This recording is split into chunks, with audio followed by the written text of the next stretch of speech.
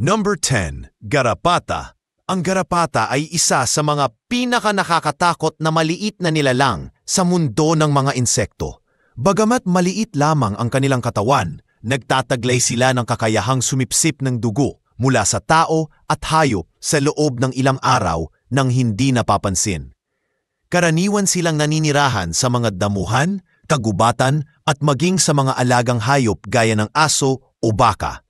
Kapag nakakapit sa balat, maaari silang magdulot ng mapanganib na sakit tulad ng Lyme disease na nagsisimula sa simpleng pamumula, ngunit maaaring humantong sa problema sa puso, utak at mga kaso-kasuan. Isa pa sa dahilan kung bakit delikado ang garapata ay dahil mahirap silang mapansin.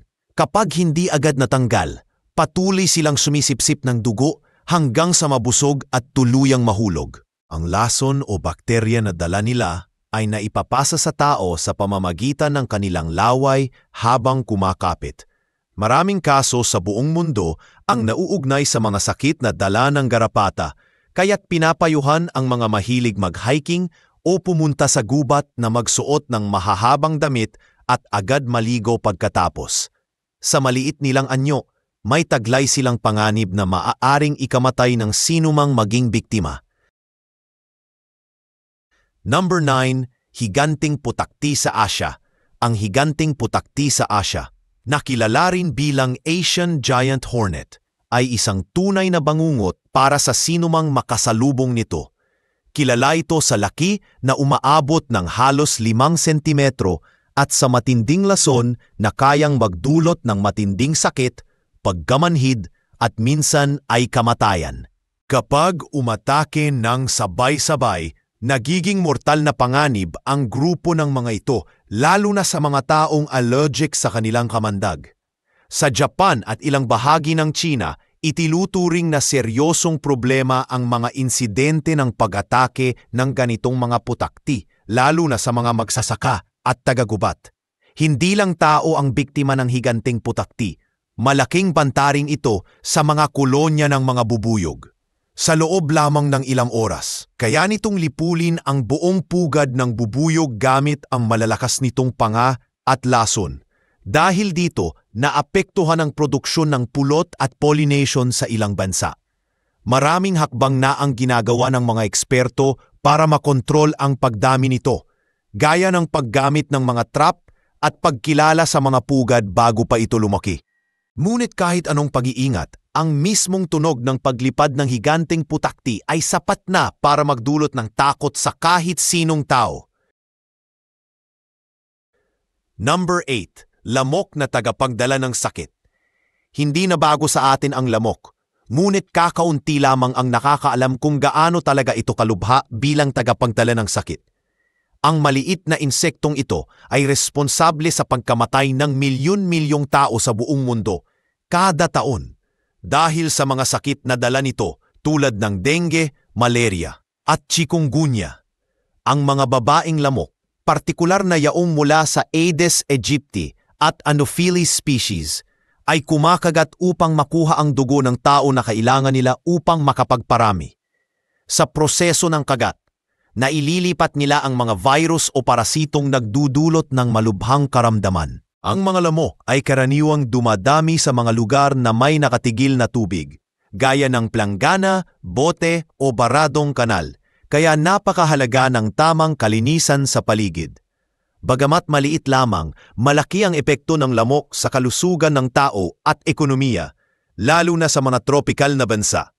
Maraming pamilya ang nawawasak dahil sa mga sakit na dulot nito, kaya patuloy ang panawagan ng mga eksperto na gumamit ng mosquito repellent, kulambo, at regular na paglilinis ng kapaligiran. Sa gitna ng lahat ng teknolohiya, nananatiling isa sa mga pinakamatinding kaaway ng sangkatauhan ang munting lamok na ito. Number 7. Punais asesina. Ang punais asesina ay isang insekto na hindi mo gugustuhing makasalubong sa dilim. Kilala ito sa kakaibang paraan ng pagpatay sa kanyang biktima. Tinutusok nito gamit ang matalim na tuka, rostrum, at pagkatapos ay iniinjektan ng laway na may kemikal na agad nagpapalambot sa laman ng biktima. Sa loob lamang ng ilang minuto, Hinihigop ng punais asesina ang likidong laman ng kanyang pagkain. Bagamat karaniwan itong kumakain ng ibang insekto, may mga uri rin na sumisipsip ng dugo ng tao, gaya ng Triatoma infestans, na nagdudulot ng tinatawag na Chagas disease.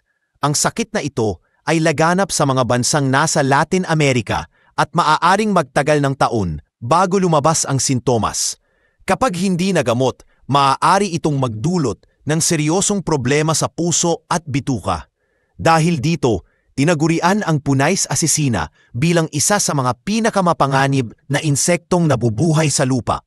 Sa kabila ng maliliit nitong sukat, ang kakayahan nitong pumatay at maghasip ng sakit ay kahanga-hanga at nakakatakot. Ang kanyang katahimikan sa gabi at matalim na tuka ay paalala na hindi lahat ng panganib ay kailangang malaki para maging nakamamatay. Number 6. Meloe o kuliglig na may lason. Ang meloe o tinatawag ding kuliglig na may lason ay isang kakaibang insekto na nagtataglay ng isa sa mga pinakadelikadong likido sa mundo ng mga kulisap, ang cantharidin. Kapag naramdaman nitong nanganganib, naglalabas ito ng dilaw na likido mula sa katawan nito na kayang magsunog ng balat at magdulot ng matinding palto sa tao.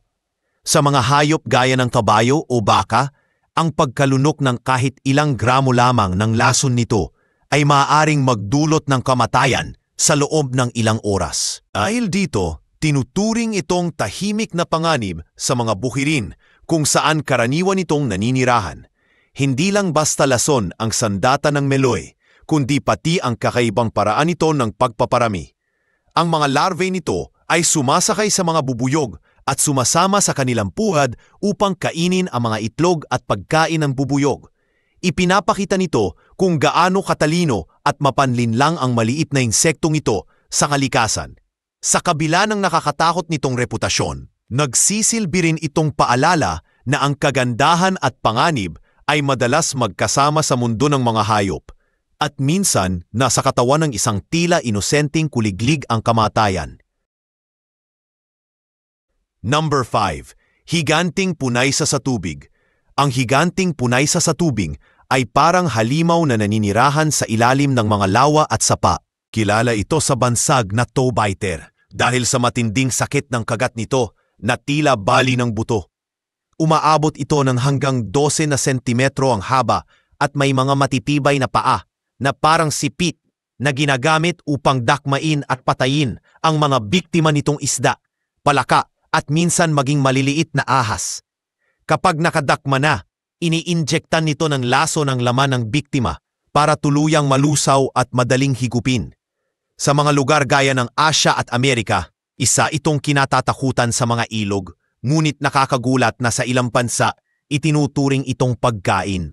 Piniprito o iniihaw ang mga ito at sinasabing may kakaibang lasa na parang hipon. Gayunpaman, nananatili itong simbolo ng kababalaghan ng kalikasan, isang nilalang na maganda pagmasdan, ngunit nakamamatay kapag hinawakan. Sa bawat tahimik na tubig na ating nilalakaran, maaaring may isang higanting punais na nagmamasid, handang umatake sa sandaling may lumapit na hindi inaasahan. Number 4. Itim na balo. Ang itim na balo o Black Widow Spider ay isa sa mga pinakakilalang gagamba sa buong mundo dahil sa nakamamatay nitong lason at sa kakaibang anyo nito. Makintab na itim ang katawan na may pulang marka sa tiyan na hugis parang orasan ng buhangin. Karaniwang nagtatago ito sa mga madidilim na sulok, sa mga garahe o sa ilalim ng mga bato. Kapag naramdaman itong nanganganib, kakagat ito at maglalabas ng lason na tinatawag na latrotoxin na direktang sumisira sa mga ugat at kalamnan ng katawan ng biktima. Sa loob lamang ng ilang minuto, maaaring makaranas ng matinding pananakit ng tiyan, paninigas ng kalamnan at hirap sa paghinga. Bagamat madalas na nakakabawi ang mga biktima sa tulong ng modernong medisina, hindi maikakaila ang takot na dala ng presensya ng itim na balo. Sa kabila ng reputasyon nitong nakakatakot, mahalaga rin ito sa ekosistema dahil tumutulong ito na kontrolin ang dami ng ibang insekto tulad ng lamok at langaw. Kapansin-pansin din na ang mga babaeng itim na balo ay mas malalaki at agresibo kaysa sa mga lalaki. At minsan pa nga'y kinakain nila ang kanilang kapareha matapos magtalik, dahilan kung bakit nakuha ng gagambang ito ang pangalan nitong balo. Sa mundo ng mga insekto, iilan lang ang kasing ganda, kasing tahimik, ngunit kasing nakamamatay ng itim na balo. Number 3. Mabangis na alupihan. Ang mabangis na alupihan o giant centipede ay isang nilalang na nagbibigay ng kilabot sa sinumang makakita rito. Umaabot ito ng higit sa 30 sentimetro ang haba at may mga matutulis na galamay na naglalaman ng lason na kayang patumbahin ang mga palaka, ibon at maging maliliit na ahas.